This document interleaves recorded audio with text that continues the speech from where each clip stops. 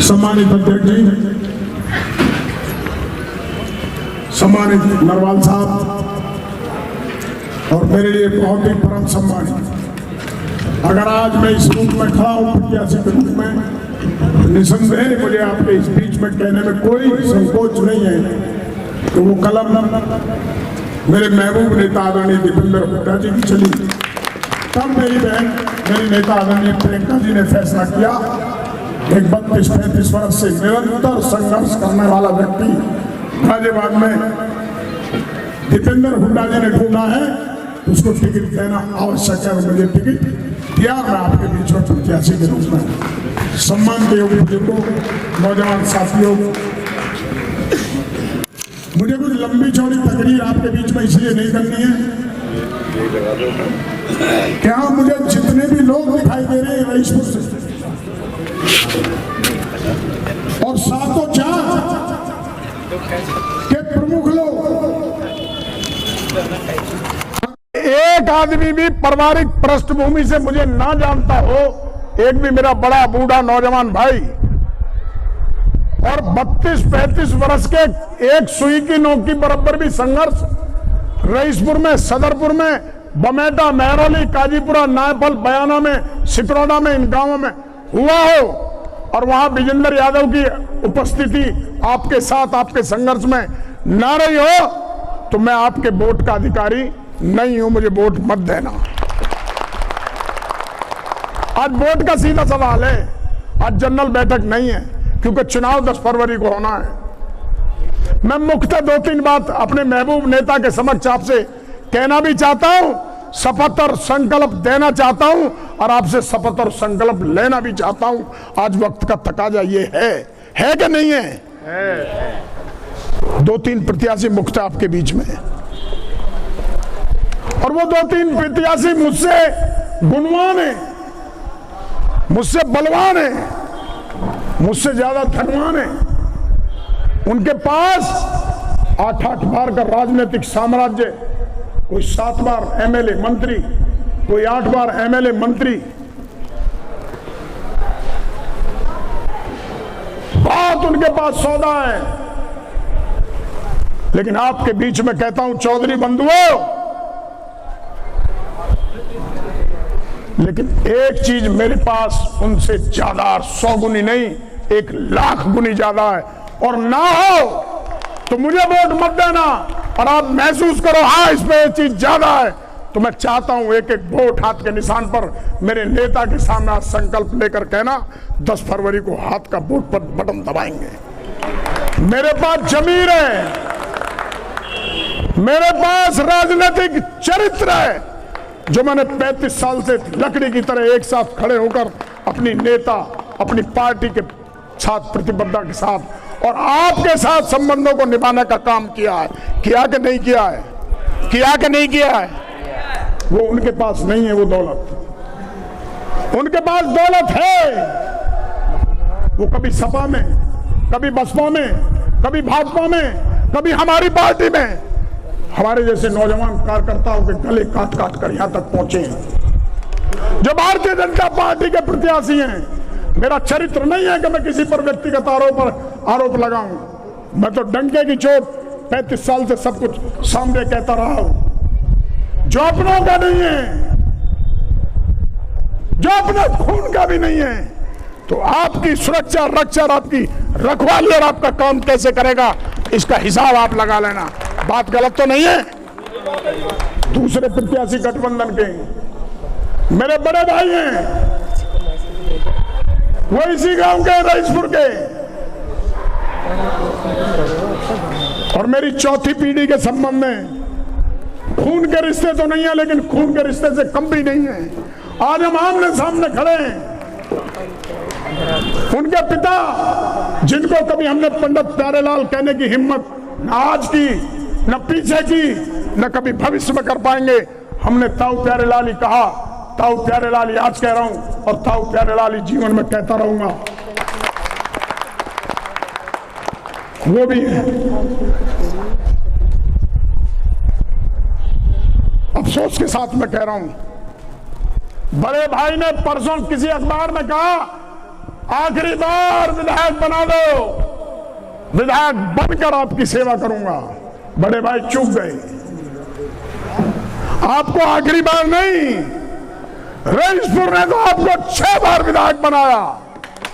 मेरे ताऊ प्यारेलाल जी कहते थे, मैंने उनके चुनाव में भी काम किया।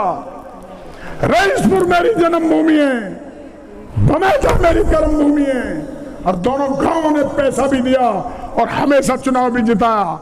लेकिन बड़े भाई चूक गए। आप नोएडा, आप ग्रेटर नोएडा, आप नगर निगम, आप जीडीए की ठेकेदारी करते रहे, आप रईसपुर और बमेटा की सेवा करने से चूक गए।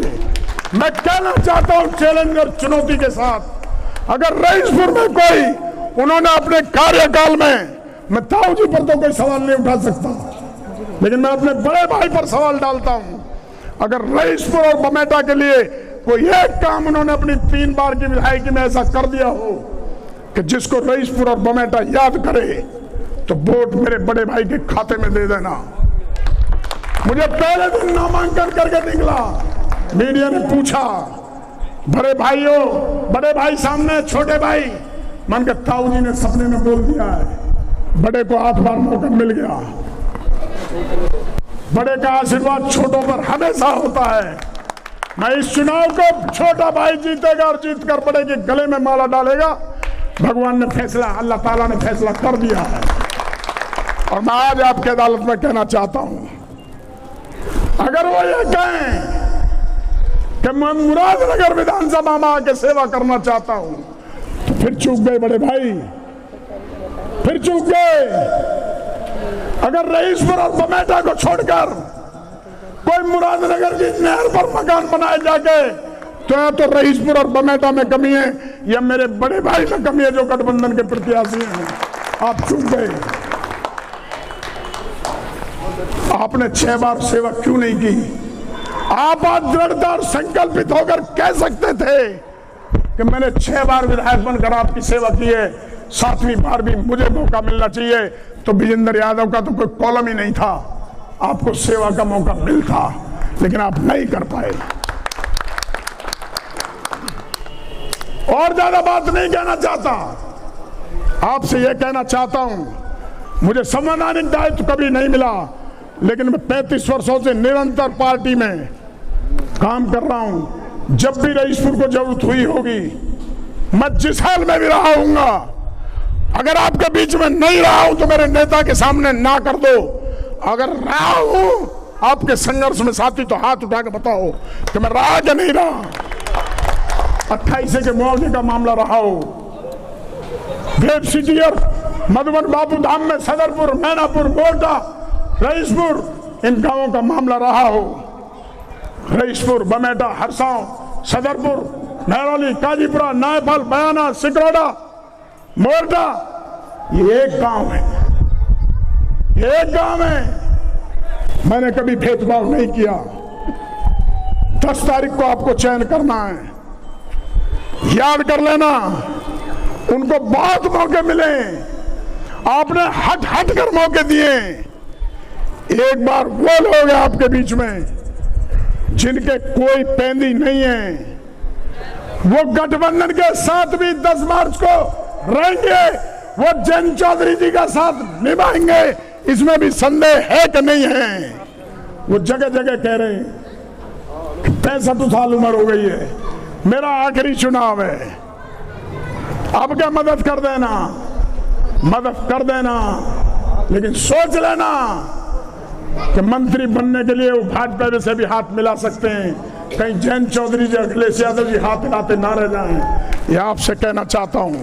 मुझे विश्वास है भारतीय जनता पार्टी का तो कॉलम कोई यहां खुलने वाला नहीं है, इसलिए कि आपने पूरी ताकत से, बमेटा ने भी भाजपा को वोट दिया, रईसपुर ने भी दिया, लेकिन शकल किसी ने देखी नहीं। मैं मैनौली गांव में गया, चौधरी साहब मेरा खेत के खेत मिलने, परिवार मिलने, बिना कार के, बिना मोटरसाइकिल के आप महरौली में एंट्री नहीं कर सकते। 4-4 फुट पानी पिछले 5 साल से खड़ा है।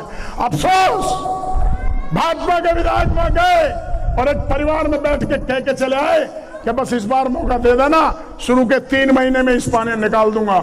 महरौली वालों ने पंचायत करके फैसला किया कि सुनो भाजपा वालों, इस बार भमेटा और महरौली का रईसपुर का बच्चा चुनाव मैदान में आ गया है। अब ये पानी की निकासी भी वो करेगा और पीने के पानी का इंतजाम भी वो करेगा और हमारी रक्षा सुरक्षा का इंतजाम भी वो करेगा। मैं आपको विश्वास दिलाता हूं, एक बार मौका देना, आपकी सेवा में कोई कमी रह जाए, आपका बच्चा हूं, आपका भाई हूं, आपका बेटा हूं, गिरवान पकड़ के 100 जूती और हुक्का का पानी देने का काम करना स्वीकार कर लूंगा। लेकिन जात और धर्म से ऊपर उठकर, जात और धर्म से ऊपर उठकर इस बार 10 फरवरी को आपको यह तय करना होगा कि कैसा सेवक हमें चुनना है, जिनके कोई पैंदी नहीं है, जिनका कोई धर्म नहीं है, जिनका कोई विचार नहीं है, जिनकी कोई नीति नहीं है, वो केवल कुर्सी के लिए किसी भी दल में जाकर बनने का काम करते हैं और कुर्सी जब मिल जाए तो अपने फिर धनार्जन करने का, साम्राज्य को स्थापित करने का काम करते हैं। उनका मिशन कुर्सी पाकर बहुत सारे उल्टे सीधे काम करने का मिशन है। मेरा मिशन अगर ये होता तो किसी भी दल में मैं चला जाता।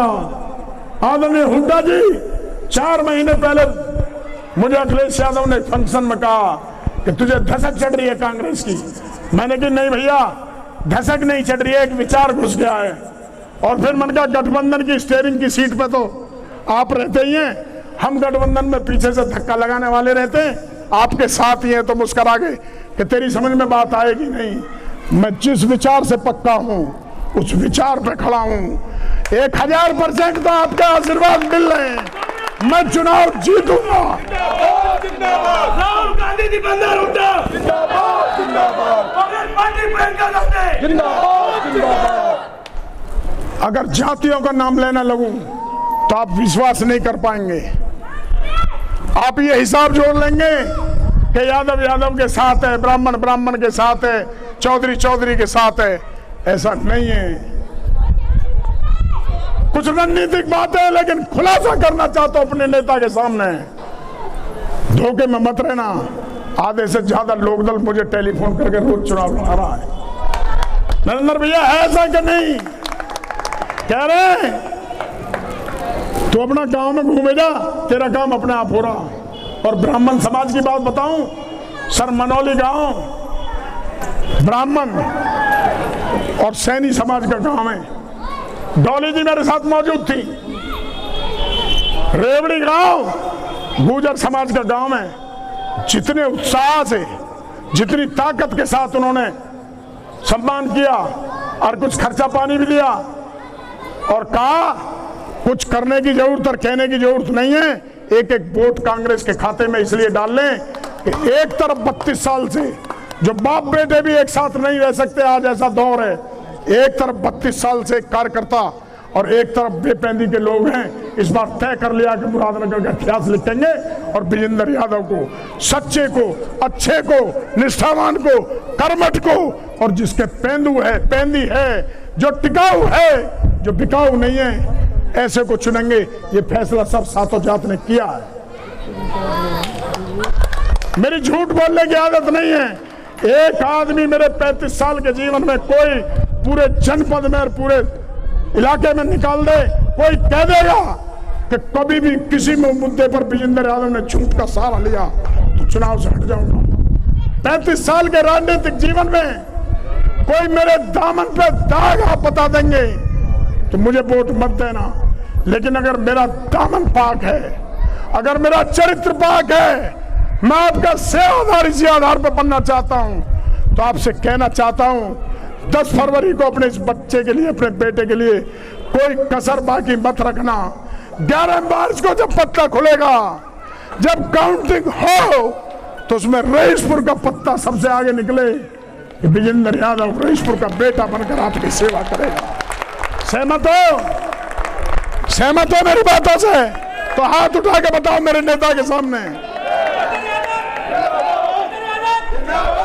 सर मुझे मालूम है एक एक आदमी यहाँ चौधराट का एक एक पट्टी का ऐसा बैठा है कि जिसकी हैसियत और क्षमता का आकलन मैं नहीं कर सकता। क्योंकि मैं एक एक परिवार को व्यक्तिगत रूप से जानता हूं। और आपके सामने अगर ये चौधरी बंधु संकल्प ले रहे हैं तो इनकी ताकत को एरिया ने हमेशा सलाम किया है। जब लाठी उठा लेते हैं तो बड़े बड़े सूरमा आगे भागते दिखाई देते हैं। मैं भी सैल्यूट करता हूं रईसपुर वालों, इस गरीब बच्चे को अपना बेटा बना के 10 तारीख को वोट भरने का काम करना। अगर कभी भी है सपने में भी आपको ऐसा लगे कि जो कहा था दीपेंद्र हुड्डा जी के सामने उससे बाहर जा रहा है, अपने पैर का जूता मेरे सिर पे मार देना, मैं आपका बेटा बच्चा बनकर उसे स्वीकार कर लूंगा। लेकिन मेरे साथ कोई धोखा ना हो जाए, मुझे कोई छल ना ले, कोई पीछे से वार ना कर दे आपके बच्चे पे, आपके बेटे पे। सामने वाले को तो मैं भुगत लूंगा। 35 साल में मैंने बहुत लड़ाइयां भुगती भी हैं। व्यक्तिगत तौर पर भी मुझे तोड़ने के प्रयास हुए और उन तक तोड़ने किए।